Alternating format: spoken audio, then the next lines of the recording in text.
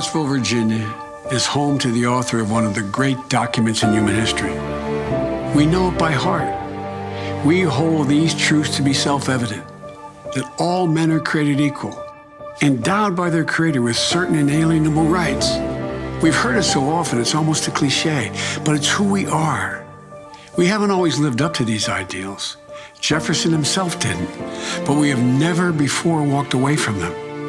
Charlottesville is also home to a defining moment for this nation in the last few years.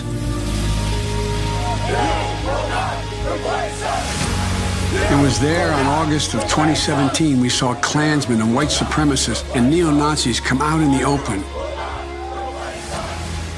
Their crazed faces, illuminated by torches, veins bulging and bearing the fangs of racism, chanting the same anti-Semitic bile heard across Europe in the 30s.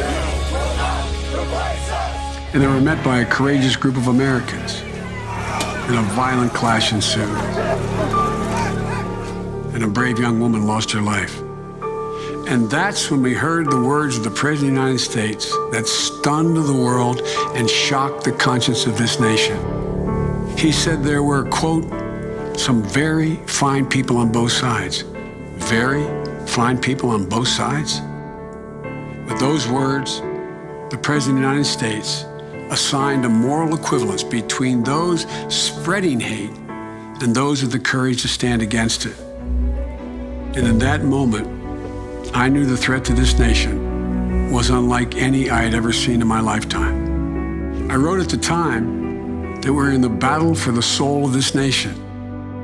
Well, that's even more true today. We are in the battle for the soul of this nation. I believe history will look back on 4 years of this president and all he embraces as an aberrant moment in time. But if we give Donald Trump 8 years in the White House, he will forever and fundamentally alter the character of this nation, who we are, and I cannot stand by and watch that happen. The core values of this nation, our standing in the world, our very democracy, everything that has made America America is at stake. That's why today I'm announcing my candidacy for President of the United States. Folks, America's an idea that's stronger than any army, bigger than any ocean, more powerful than any dictator or tyrant. It gives hope to the most desperate people on earth. It guarantees that everyone is treated with dignity and gives hate no safe harbor. It instills in every person in this country the belief that no matter where you start in life, there's nothing you can't achieve if you work at it.